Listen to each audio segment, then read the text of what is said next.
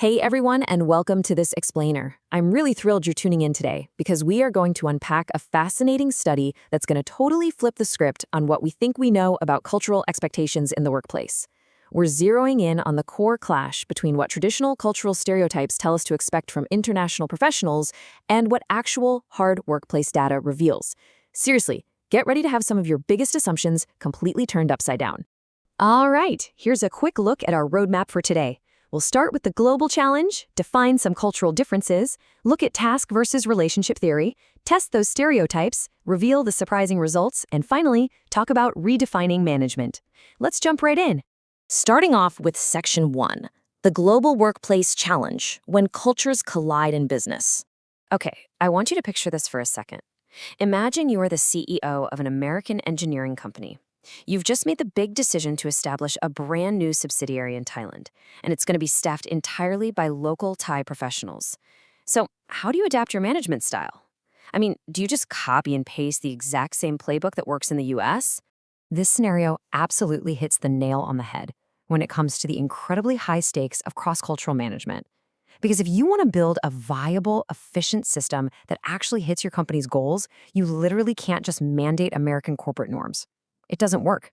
You really have to understand the deep-rooted local values, the structure, and the interrelationships. Moving right along to Section 2, defining cultural differences, the foundational sociological theories. So, to make sense of this, anthropologist Edward Hall gave us a great framework, distinguishing cultures by how they communicate. Take high-context cultures like Thailand. Communication there is often really indirect. A lot of the time, what is left unsaid is just as crucial as the spoken words themselves, you know? The meaning is subliminal. It's baked into the surrounding context. On the flip side, you've got low-context cultures like the US, which rely heavily on explicit, direct, and linear communication. Essentially, what is meant is exactly what is said. No reading between the lines required.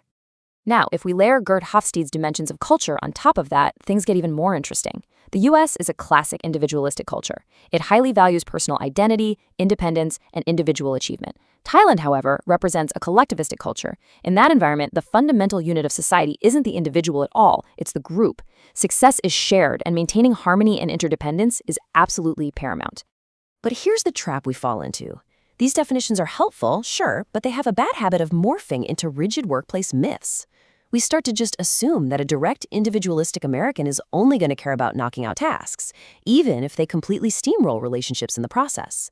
And conversely, we assume an indirect, collectivistic Thai professional will be so hyper-focused on relationships and harmony that they might avoid pushing hard to hit a project deadline.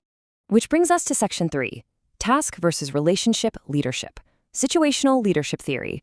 To actually put this myth to the test, we need a reliable framework. Enter situational leadership. This theory argues that effective leaders don't just lean on one single style all the time. Instead, they stay in control and hit their targets by balancing two very specific types of behaviors, constantly adjusting based on the exact situation in front of them. And you can see how this breaks down right here. Task behavior is highly directive.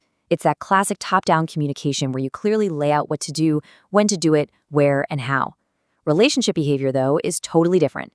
It's a two-way street. It's all about joint communication, actively listening, and providing socio-emotional support to the people on your team. All right, let's get to the data in Section 4, testing the cultural stereotypes, the study methodology. So researchers actually went out and surveyed 77 English-speaking Thai business students in Thailand, alongside 87 American graduate management students down in South Florida. The goal? To evaluate their baseline orientations toward those task and relationship behaviors we just talked about. But pay close attention to the demographics here, because this is key. The Thai students had an average age of 23, while the US students were, on average, 28 years old, and reported having a lot more real-world management experience. And what's wild is you could literally see these cultural baselines playing out in real time before anyone even tallied a survey score.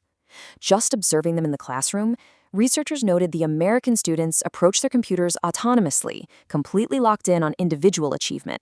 But the Thai students, even when there were plenty of computers for everyone, they instinctively huddled together in groups around a single screen to talk things out and reach a consensus.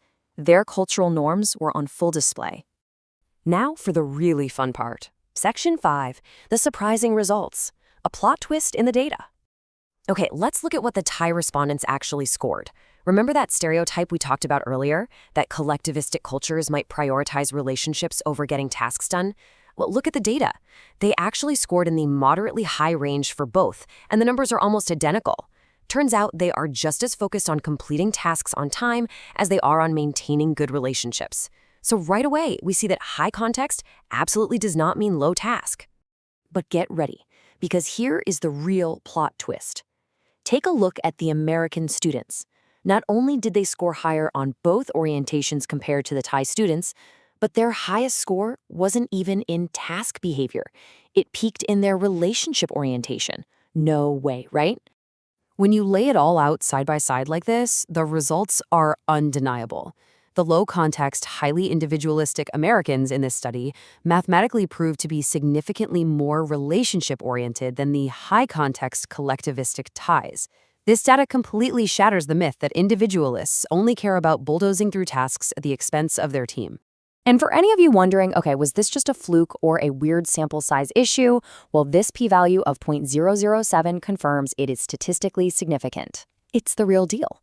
The American respondents genuinely prioritize joint communication and socio-emotional support over strict top-down task management. So what do we do with this? Section 6, redefining global management. Why is this happening? To explain this massive shift, the researchers point to a few key drivers. First off, remember that 5-year age and experience gap we highlighted earlier? That plays a huge role. The older American students simply had more time in the trenches managing people, which quickly teaches you the practical value of workplace relationships. But even bigger than that, we're seeing an unprecedented global convergence. Younger generations all over the world are just heavily influenced by the internet, massive global brands, and international media spreading ideologies everywhere. There's this fantastic quote from Mead in 2005 that captures the exact mechanism of this change. It says, "Technology causes a shift in the culture when it causes people to significantly change how they live and work. As we adopt all these new digital tools and information highways, those rigid, old-school cultural boundaries from the textbooks, they just naturally begin to blur." So what is our ultimate takeaway for anyone managing or educating in a global space today? It's time to drop the outdated assumptions. For sure, a professional coming from a high-context collective culture can be fiercely dedicated to task completion. And an independent professional from a classic individualistic culture might just turn out to be the strongest relationship builder on your entire team. Modern professionals are absolutely mastering both at the exact same time. I want to leave you with this one final thought today. As our global workplaces continue to rapidly converge, how are you going to adapt your own leadership style? Are you going to keep managing based on a textbook stereotype? Or are you ready to lead the complex, dynamic individuals sitting right across from you?